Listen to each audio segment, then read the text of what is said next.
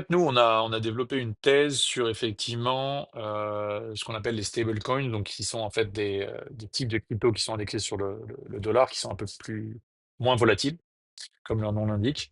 Et Donc effectivement, c'est des cryptos, mais un égale un dollar, quoi. Donc, quasiment exactement. Voilà. Donc il y en a deux principalement. Il y a Tether USDT et Circle USDC. La dernière Circle qui est rentrée en bourse, je crois, le- le- le- l'été dernier. Euh, et donc, en fait, ce sont des technologies qui, à notre sens, répondent à un besoin fondamental en Afrique, qui est celui euh, je vais faire des anglicismes horribles, mais la volatilité alors, des moins ça, currencies. c'est plus c'est settle, c'est settle the transaction. C'est en fait de pouvoir, c'est C'est accès à des pools de liquidités qui sont beaucoup plus importants et qui arrivent en fait à encaisser, ouais, c'est ça, je crois que c'est encaisser la transaction le jour même, malgré, comme tu le sais, en Afrique, en fait, pour faire un virement du Nigeria en Égypte, ça te prend en moyenne 3 à 4 jours et ça te coûte $50 au minimum, d'abord en fonction de la taille de la transaction. Et en fait, au travers de stablecoin, tu peux avoir la transaction le même jour et tout en gardant en fait ta monnaie et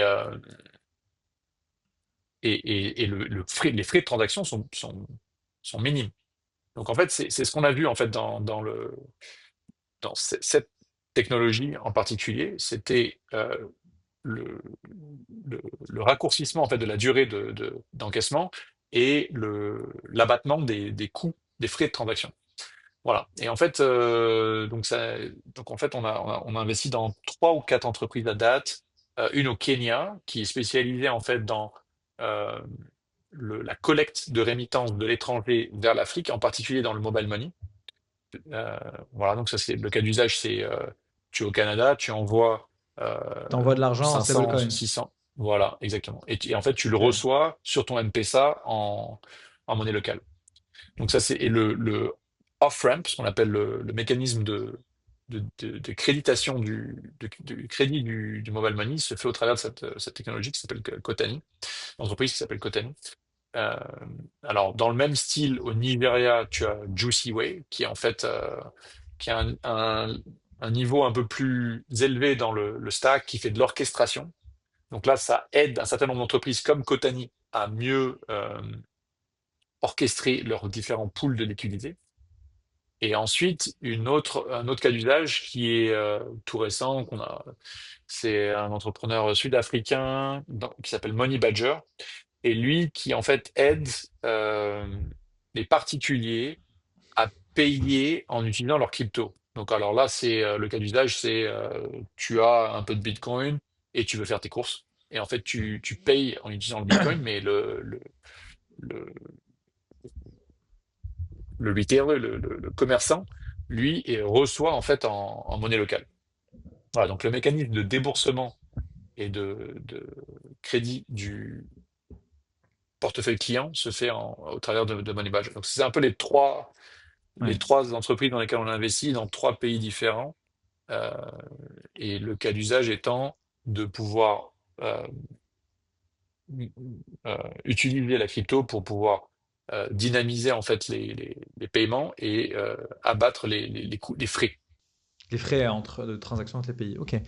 Et c'est intéressant parce que du coup, vous avez une thèse sur ce sujet-là et du coup, vous avez investi sur plusieurs boîtes, sur plusieurs géographies qui font des choses différentes, mais toujours qui s'inscrivent dans cette thèse-là. Donc, c'est intéressant de voir comment vous avez transformé cette thèse en plusieurs investissements.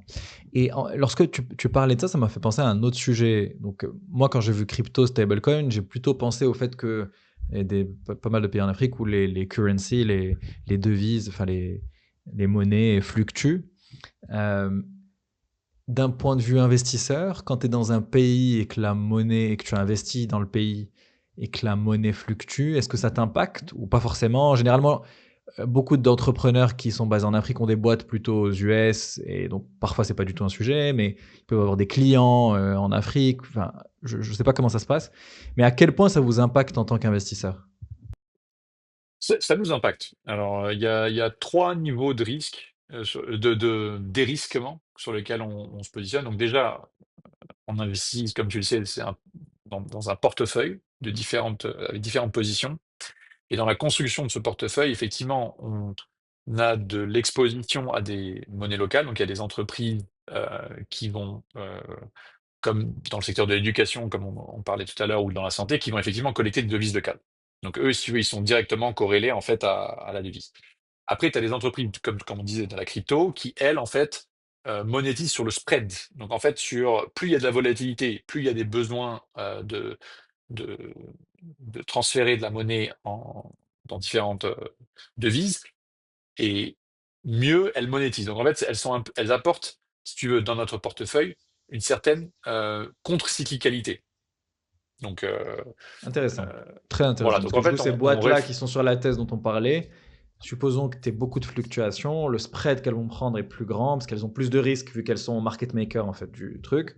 Et donc, dans ton portefeuille, au-delà de la diversification géographique, tu as même une tu vois, des boîtes contre-cycliques sur l'aspect tout à fait. monnaie. C'est Et on hyper l'a vu. intéressant. On l'a vu, Très c'est-à-dire intéressant. que entre 2020 et 2024, le Naira au Nigeria été divisé par 3 ou pas 4. Et effectivement, on a vu très vite les entreprises qui avaient une exposition locale sur la devise, qui pas quasiment effondrées, mais qui étaient en train de survivre, quoi. Et d'autres entreprises qui étaient effectivement sur ce créneau de transfert d'argent à l'étranger qui ont explosé et qui Ok. sont très profitables. Alors ça, Hmm. c'est dans un premier niveau. Après, il y a toute une vague dans laquelle on parlait, c'est euh, les entreprises qui sont de plus en plus, qui poursuivent l'export. Donc là, c'est Nuité, c'est le cas parfait, ou Better Earth en Éthiopie. Et donc Hmm. là, le but, c'est, OK, ça a été construit en Afrique, mais le marché et le besoin est mondial, universel, et comment on peut construire une force de vente et trouver les bons canaux de distribution pour arriver en fait à créer un succès africain au niveau mondial. Et ça, on le voit de plus en plus, et ça a été accéléré par cette vague IA qu'on a vue au cours des 2, 3 dernières années. Si vous avez aimé cet extrait, vous allez encore plus aimer l'épisode complet qui s'affiche juste ici à l'écran. Et pour ceux qui ne l'ont pas encore fait, abonnez-vous à la chaîne. On a envie d'atteindre les 100 000 abonnés cette année, donc on a besoin de vous pour y arriver. Partagez le podcast autour de vous, ça nous aidera à continuer à vous amener des invités exceptionnels.